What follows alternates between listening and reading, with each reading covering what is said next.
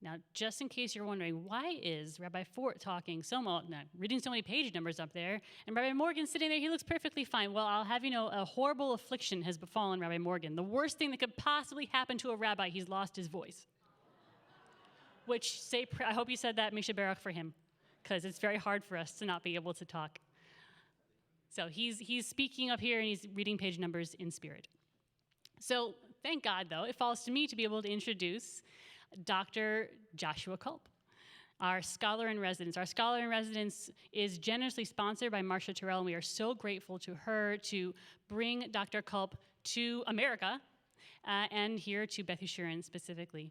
Dr. Joshua Kulp is the Rosh Yeshiva, so he's the head of the conservative yeshiva in Jerusalem, Israel. He's been teaching Talmud and Halakha there for 25 years. He is also the author of 3 books, the Shechter Haggadah, Reconstructing the Talmud, Volume 1, and Reconstructing the Talmud, Volume 2. Dr. Kulp is the author of a complete English commentary on the Mishnah, which is created as a part of Mishnah Yomit. You can learn a little Mishnah every day. Freely available on Sefaria, so if you go online, you could learn a little bit of Mishnah with Dr. Kulp. He's working on Daf Shavui, which is an English translation and commentary on the Talmud. He's completed a commentary on Megillah, Sukkah, Avodah Zarah, Ketubot, Kedushin, and most of Bava Kama. Why not all of it? He's lectured throughout North America on the Seder and Haggadah, other topics related to Talmud, Halakha. During the summers, Dr. Kulp runs the Beit Midrash at Camp Ramah in New England. He lives currently in Modi'in with his wife, 4 children. In his spare time, he is an avid triathlete and craft beer drinker, and fun fact, was the hardest teacher I ever had at the conservative yeshiva. Just so you know. Thanks. You're welcome. So I hope he's a lot easier on you than he ever was on me. But I know no matter what, you are going to learn a lot, and it's going to be extremely interesting. So it is my great pleasure to introduce and welcome to our Bima, Dr. Joshua Kulp. Thank you. She tells it like it is, huh? So it's great to be here. I just want to thank everyone who made this possible. With all that's been taken away from us in the last couple of years, I think that we're all especially grateful for times we can get together. I usually travel to the United States several times a year, speak at conservative synagogues all over the country, and this is my first trip since 2019. So I'm especially very happy to be here, and I'm grateful for your hospitality. And we're talking about one of my favorite subjects, which is food. And we all love to eat food, and Judaism is largely all about food. And tonight, we're going to look at some of the stories from Genesis, from the first book of from the stories of the creation of the world. A lot of you are probably, when you think about some of the stories in the beginning of the Torah, it probably comes to mind questions sort of like, are these true? Are these history? Are we supposed to take them literally? What I want to look at tonight is some of these stories and think of them not as literal truth. I don't take these as historical facts, but as ways in which we sort of engage with the world, ways in which the author of these stories is trying to offer a story. It's literature. It's not philosophy. It's not about something. It's not someone telling you something. It's somebody telling you a story that helps you think about the world, think about the place, especially of what does it mean to be a human being? What does it mean to be part of the animal world and yet very different from the other animals? What does it mean in terms of our responsibility to each other and to nature? What does it mean in terms of our relationship with nature and our relationship with each other? And I want to show how that's done partly in the book, in the beginning, the very beginning, before we get to sort of a more historical, realistic, somewhat realistic sounding stories. We get, of course, the story that everybody's familiar with, the story of the creation of the world, and a lot of it is about food. And it helps us think about what it means, what it means to be human beings who eat, and we need this sustenance and our relationship with food. So I want to look at some of these texts with you. We're going to look at them briefly. I hope it's going to be a while, right? We're only in February. It's going to be back till September, October before we get to some of these stories again. But I hope you'll file them away in your mind. And when you hit them again in the cycle of the Torah reading, you think a little bit about, a different way of reading some of these stories. So the first story you have, I hope everybody has a piece of the text over here, is the sixth day of creation. Human beings and animals were created on the sixth day of creation. And I'll just read some of these verses with you. God blessed them, and God said to them, "Be fertile and increase, fill the earth and master it, and rule the fish of the sea, the birds of the sky, and all the living things that creep on earth." Human beings are at the top of that chain of beings in the stories of creation. We're the last things created. And then immediately God tells people what they're supposed to eat. God said, "See, I give you every seed-bearing plant that is upon all the earth, and every tree that has seed-bearing fruit. They shall be yours for food. And to all the animals on land, to all the birds of the sky, and to everything that creeps on earth, in which there is the breath of life, I give all the green plants for food," and it was so. So if you're reading these verses, right, you're human beings. Human beings are the only people who read or understand these verses. Animals don't. You probably immediately notice that the things that we eat and the things that we see animals eat is not exactly like the story. Right? We're telling ourselves the story that doesn't match the way people are today. People, as far as we can tell, for, I don't know, millions of years have been eating animals, and animals, I suppose, as long as animals have existed on this planet, they've been eating other animals. And we tell ourselves a story where human beings are supposed to eat plants and animals are supposed to eat plants, even though we know, again, I want to sort of hammer this point at home. Right? We know that this isn't true anymore. We don't live in such a world. We live in a world in which living creatures eat other living creatures, including ourselves. So why tell this story? What's the point in telling a story that doesn't explain the way we are now? So one of them is that I think that there's this ideal. Maybe it's unattainable now in the world in which we live, but there is this ideal of harmony. Harmony in which there's a world without violence. Right? Again, it doesn't mean that we can get there. Right? There's a difference between an ideal and something that we can achieve. Right? I don't think the Torah actually thinks that we can really, certainly animals can't, right? You're familiar maybe with this messianic vision of the lion laying down with a lamb. It comes up in the book of Isaiah. But we don't recognize that reality. If you told a lion to eat vegetarian, the lion would die. Lions can't, and many animals can't live without eating meat. But at least in the figment of our imagination, we imagine a harmonious world, right? It is possible, but it's not there. And that's something we have to recognize now, that there is this harmonious reality out there that we and the whole world has moved away from. And even if we can't get all the way there, right, we need to do things, including culture and religion and literature and other forms of culture that human beings have created to keep us in guard, away from those extremely violent tendencies that human beings and animals can have, unfortunately, we know.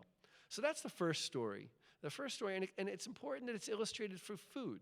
One of the main ways that we relate to the world is through food.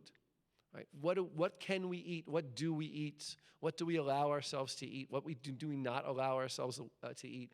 It may be subconscious, but your diet, something you do many, many times a day, you eat, and it's something that you're maybe not thinking about all the time, but we probably should think about how we relate to the world through the food we eat. And I could go on about that for a very long time, but I'm going to move on to the next little story. The next story is, of course, involved with the first thing God tells people not to do.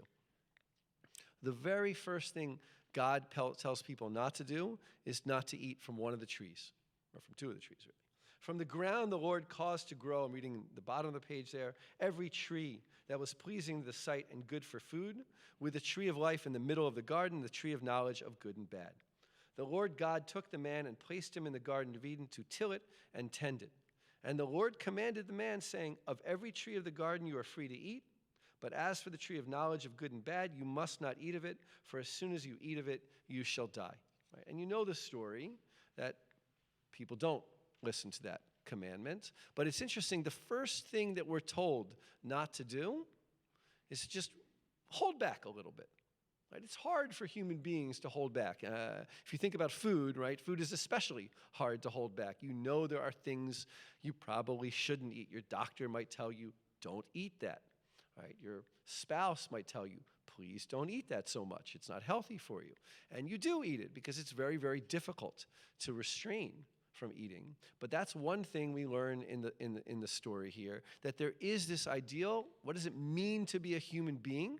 Right? I don't think animals, right, other animals, can restrain themselves. Right? If you put, I don't know, if I told my dog that the meat wasn't good for him, and I put a piece of meat on the ground, 100% of the time, he will eat the piece of meat, right? If you have a dog or a cat or a pet at home, right? The cat or the dog or the pet cannot learn, unless they're, like, I guess, severely punished for it or trained, but they're not going to learn not to eat.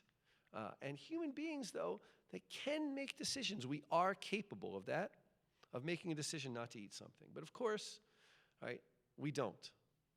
We didn't make that decision. Adam, Eve, both make the decision to go against God's will and to eat from that tree. And it's something to think about, that we have this ideal of being able to restrain ourselves from doing things, but we're not so good at it. Now, the last part is probably the most famous part, and that is when people do eat from the tree. And I wanted to bring in a very interesting midrash about that story. So the verses read, God knows that as soon as you eat of it, your eyes will be open and you will be like divine beings who know good and bad. When the woman saw that the tree was good for eating and a delight to the eyes, which is interesting, it's visually pleasurable, right? Which is something also unique, by the way, I think, to human beings, that we find things aesthetically pleasing. We're not just using them, but we like looking at them. And that the tree was desirable as a source of wisdom. She took of its fruit and ate. She also gave some to her husband, and he ate. Then the eyes of both of them were opened, and they perceived that they were naked. Very important verse there. And they sewed together fig leaves and made themselves loincloths. We're not going to talk about clothing too much, but that's also something that's very unique about human beings. We're the only animals that clothe ourselves. All other animals go around as they are. Now, as Americans living in a Christian world and in the Western world, if you close your eyes and you think of the tree, what do you see? 100% of you, I would imagine. What kind of tree is it? An apple, right? Everybody always thinks it's an apple, right? And it doesn't say that there in the Torah, and the rabbis aren't all that familiar. I don't even think they had apples, the rabbis in the 2nd century in the land of Israel or in Babylonia, and that's a Christian image that didn't come around till the Middle Ages. So the rabbis have a different debate about what kind of tree it was, but what they point out is very important, and I want to finish up with reading that. What was the tree from which Adam and Eve ate? And the question I think they're answering here is, what plant, what tree, what fruit brought them this idea of clothing, of sexuality, of their nakedness, wisdom, good and bad, knowledge of good and bad? What tree symbolizes that for us? And there are 4 suggestions we're going to read here. One of them, Rebbe Meir said, it was wheat from which we make bread. When a person lacks knowledge, people say that person has not eaten bread made from wheat even a day. So what does bread symbolize? Right? When you think about bread, I don't know about you, I love bread. Really love bread. But bread's incredible when you think about who made bread. We grind some stuff up from the ground, and we make this delicious, fluffy, tasty food that brings nutrition to us. It's an amazing creation. And what does it symbolize? It symbolizes culture, knowledge, our ability, our mastery over nature, our ability to take something that just simple raw food and turn it into an incredible, sophisticated creation. That's part of what this means to be a human being, to take nature and to do with it incredibly sophisticated things. And bread is one of those original inventions. The second opinion, a personal favorite of mine, Rebbe Yehuda, son of Eli, says it was a grapevine.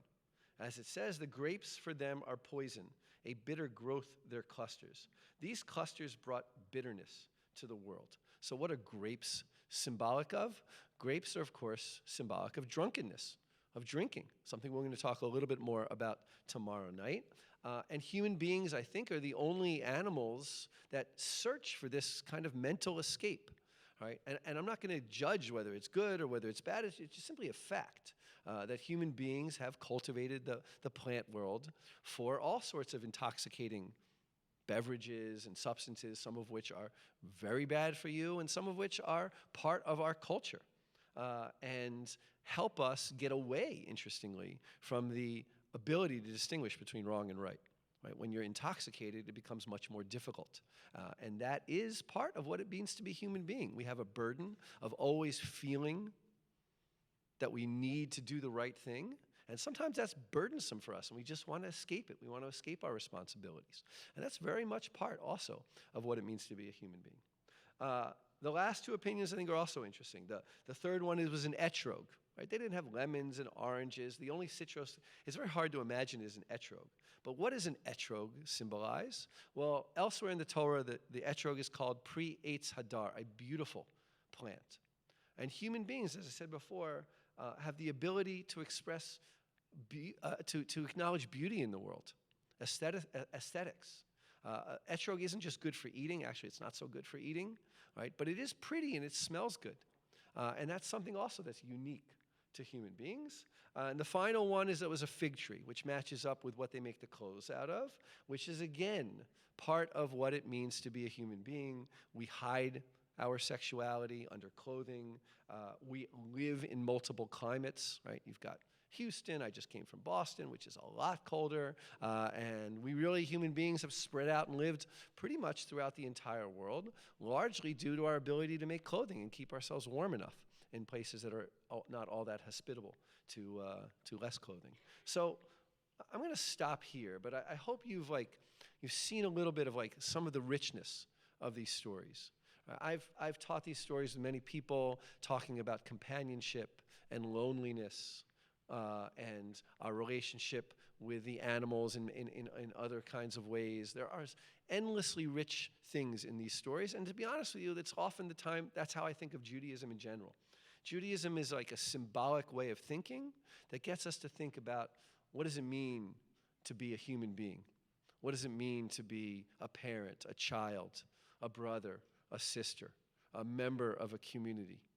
The mitzvot, the commandments, the texts, the stories that we tell ourselves are part of our culture, and it helps us understand better. It helps me understand better of how we live in this world. And I hope that in the next couple times that we learn together, you'll come hear me talk tomorrow and tomorrow night, and we can talk more about some of these issues. So again, thank you for having me. It's really great to be back here and to speaking to people.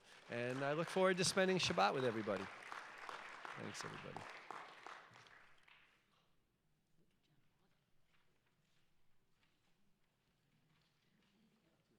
Just kidding, we're good. Yasher koach to Dr. Kulp. He was much nicer to you than he ever was to me. And if I knew you could teach things like that, I would have not skipped as much class. If you would like to learn further with Dr. Kulp, and you do see it is such a pleasure, I do urge you to come or to tune in tomorrow afternoon or to come by tomorrow night to continue to learn from our scholar in residence. And again, a huge thank you to Marcia Terrell for making all of this possible.